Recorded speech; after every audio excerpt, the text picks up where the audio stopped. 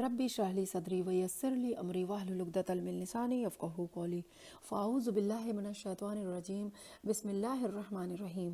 معزز سامعین کرام، السلام علیکم ورحمۃ اللہ وبرکاتہ۔ آج کا ٹاپک ہے علم کی اہمیت۔ اللہ تعالیٰ نے انسان پر بے شمار احسانات کیے ہیں۔ سب سے بڑھ کر احسان یہ ہے کہ اللہ نے انسان کو قلم کے ذریعے بہت سے علوم اور فنون کی تعلیم دی، اور اس سے بھی بڑھ کر یہ کہ اللہ نے افضل ترین کتاب قرآن مجید اور سنت کا علم عطا فرمایا۔ اسلام میں علم کی بہت زیادہ اہمیت ہے۔ علم ایک ایسی لازوال دولت ہے جو قوت امن، سربلندی اور سرفرازی عطا کرتی ہے۔ انسانیت کا شرف اور بزرگی علم سے ہی ہے۔ اگر علم نہ ہو تو انسان حیوان سے بھی بدتر ہے۔ علم ہی کی بدولت انسان زمین پر اللہ کا خلیفہ بنا، اور تمام فرشتوں کو یہ حکم دیا گیا کہ آدم علیہ السلام کو سجدہ کریں۔ گویا علم انسان کی عظمت کی بنیاد ہے۔ علم کا معنی جاننا یا آگاہ ہونا ہے، جبکہ شرعی معنی اللہ اور رسول صلی اللہ علیہ وسلم نے جو حکم اور احکامات اور ہدایت دی ہیں ان کے بارے میں آگاہی حاصل کرنا ہے۔ جو علم خالص اللہ کے رضا کے خدمت دین کے خاطر حاصل کیا جائے وہ قرب الہی کا ذریعہ بن جاتا ہے۔ علم کی دنیا اتنی وسیع اور عریض ہے کہ اس کا کوئی کنارہ نہیں۔ انسان کی فضیلت کی وجہ یہی ہے کہ اللہ تعالیٰ نے انسان کو عقل سے نواز کر سب سے زیادہ علم عطا فرمایا اور اشرف المخلوق کا درجہ عطا کر دیا۔ علم ہی کے سبب انسان نے تمام کائنات کو مسخر کیا ہے۔ عزیز سامعین، علم کی اہمیت کا اندازہ ہم اس بات سے بھی لگا سکتے ہیں کہ اللہ تعالیٰ نے سب سے پہلی وحی نبی کریم صلی اللہ علیہ وسلم پر جو نازل کی، اس کے پہلے لفظ میں پڑھنے کا حکم دیا۔ سورہ علق پہلے 5 آیتوں میں اللہ تعالیٰ نے ارشاد فرمایا، اقرأ بسم ربک الذی خلق خلق الانسان من علق اقرأ ربک الاکرم الذی علم بالقلم علم الانسان ما لم یعلم۔ پڑھو، اپنے پروردگار کے نام لے کر پڑھو جس نے سب کو پیدا کیا، جمے ہوئے خون کے لتھڑے سے انسان کی تخلیق کی۔ پڑھو، تمہارا رب بڑا کریم ہے جس نے قلم کے ذریعے سے علم سکھایا، انسان کو وہ دیا جو وہ نہ جانتا تھا۔ نبوت کے سلسلے کا سب سے پہلا اعلان سرور کائنات محمد صلی اللہ علیہ وسلم کی زبان مبارک سے جو ساری دنیا کو سنوایا گیا، اسی میں 3 چیزوں کا خصوصیت کا ساتھ ذکر فرمایا گیا ہے: کائنات کی پیدائش، انسان کی تخلیق اور علم۔ کائنات کی تخلیق انسان کے فائدے کے لیے کی گئی۔ انسان کو اللہ تعالیٰ کی عبادت اور بندگی کے لیے پیدا کیا گیا۔ انسان اس کائنات کے اندر موجود تمام چیزوں سے فائدہ بھی تبھی اٹھا سکتا ہے جب اس کے پاس علم کی طاقت ہو۔ اسی طرح اللہ کی بندگی اور اطاعت بھی بنا علم کے ممکن نہیں، کیونکہ انسان علم کے بغیر یہ جان ہی نہیں سکتا کہ عبادت کا کون سا طریقہ اللہ کو پسند ہے اور کون سا طریقہ ناپسند، کن کاموں سے اللہ راضی ہوتا ہے اور کن کاموں سے ناراض ہوتا ہے۔ گویا علم کے بغیر نہ تو کائنات اور اس کی چیزوں سے فائدہ اٹھایا جا سکتا ہے اور نہ ہی اپنے خالق و مالک کو پہچانا جا سکتا ہے۔ عزیز سامعین، علم کے 2 مرتبے ہیں، ایک علم فرض عین اور دوسرا فرض کفایہ۔ فرض عین علم یہ ہے کہ ارکان اسلام اور دین اسلام کی تمام معلومات سے آگاہی حاصل کرنا، اور فرض کفایہ صرف دین کا علم ہی نہیں بلکہ ہر وہ علم جو قوم اور انسانیت کے بقا اور فلاح کے لیے ضروری ہے۔ قرآن میں نبی کریم صلی اللہ علیہ وسلم کو یہ ارشاد فرمایا کہ آپ دعا مانگیے کہ ربی زدنی علما۔ اس میں اللہ تعالیٰ فرماتے ہیں رسول اللہ صلی اللہ علیہ وسلم کو، اس میں ہم سب کے لیے کتنا بڑا سبق ہے کہ اس کائنات کے اشرف ترین انسان رسول اللہ صلی اللہ علیہ وسلم کو تلقین کی جا رہی ہے کہ آپ اپنے علم میں اضافہ کریں، علم میں اضافہ کرنے کی دعا کرتے رہیں۔ تو پھر ہم سب کے لیے کیا حکم ہے؟ نبی کریم صلی اللہ علیہ وسلم نے علم و حکمت سیکھنے اور سکھانے کا جو تلقین فرمائی ہے، اس لیے مسجد نبوی علمی مسجدوں کی مرکز ہوا کرتی تھی۔ ایک مرتبہ حضور صلی اللہ علیہ وسلم مسجد میں تشریف لائے۔ وہاں 2 مجلسیں ہو رہی تھیں، ایک طرف حلقہ ذکر اور دوسری طرف حلقہ علم۔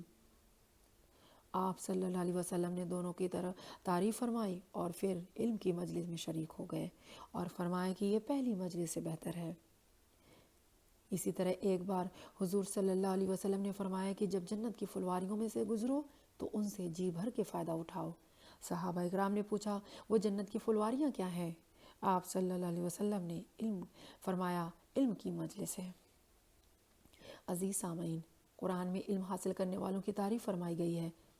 بہت سی حدیث میں اور اہل علم کی عبادت گزاروں اور شہداء سے بھی بڑھ کر بتایا گیا ہے۔ علم حاصل کرنا ہر مرد اور عورت پر فرض کیا گیا ہے۔ سورۃ الزمر آیت نمبر 9 میں اللہ تعالیٰ نے ارشاد فرمایا قُلْ هَلْ يَسْتَوِي الَّذِينَ يَعْلَمُونَ وَالَّذِينَ لَا يَعْلَمُونَ، کیا وہ لوگ جو علم رکھتے ہیں اور وہ لوگ جو علم نہیں رکھتے برابر ہو سکتے ہیں؟ مسجد نبوی کی پہلی درسگاہ اصحاب صفہ میں شامل طالب ایمانوں کی علموں کی پہلی جماعت نے جس محنت اور لگن اور جستجو سے علم سیکھا اور اس کو ساری دنیا میں پھیلایا، حضور صلی اللہ علیہ وسلم نے پہلے صحابہ اکرام کو خود تعلیم دی اور تربیت دی اور پھر صحابہ کو تعلیم دینے کے بعد اس منصوب پر فیاض کیا اور ان کو معلم بنا کر دور دراز علاقوں میں بھیجا تاکہ وہ وہاں کے لوگوں کو علم سکھائیں۔ غزوہ بدر کے قیدیوں میں سے جو جزائے نہ ادا کر سکتے ان کو اس شرط پر رہا کیا گیا کہ وہ مدینہ منورہ میں رہ کر لوگوں کو علم لکھنا اور پڑھنا سکھا دیں۔ حضرت علی رضی اللہ تعالیٰ عنہ کا قول ہے کہ علم دولت سے بہتر ہے کیونکہ علم پاسبندی کرتا ہے جبکہ دولت کی پاسبندی تمہیں خود کرنی پڑتی ہے۔ علم حکمرانوں پر حکم چلاتا ہے اور اس سے دولت پر بھی حکمرانی کی جاتی ہے۔ علم خرچ کرنے سے بڑھتا ہے جبکہ دولت خرچ کرنے سے کم ہوتی ہے۔ عزیز سامعین، اللہ کے لیے علم حاصل کرنا نیکی ہے۔ علم کی طلب عبادت ہے، اس میں مصروف رہنا تسبیح ہے اور بحث مباحثہ کرنا جہاد ہے۔ علم سکھاؤ تو صدقہ ہے، علم تنہائی کا ساتھی ہے، علم تنگ دستی میں رہنما، غمخوار دوست اور بہترین ہم نشیں ہے، علم جنت کا راستہ ہے۔ ایک اور حدیث جس میں حضور صلی اللہ علیہ وسلم نے ارشاد فرمایا جس نے حصول علم کے لیے راستہ طے کیا اللہ نے اس کے لیے جنت کی راہ آسان فرما دی۔ عزیز سامعین اکرام، علم چاہے دنیاوی ہو یا دینی علم ہو، دونوں علم حاصل کرنا بہت ضروری ہے۔ علم انسان کی حفاظت کرتا ہے، جیسے روشنی انسان کی رہنمائی کرتی ہے اسی طرح علم انسان کی رہنمائی کرتا ہے۔ علم انسان کو جہنم کے راستوں سے، بدعت و خرافات سے دور رکھتا ہے۔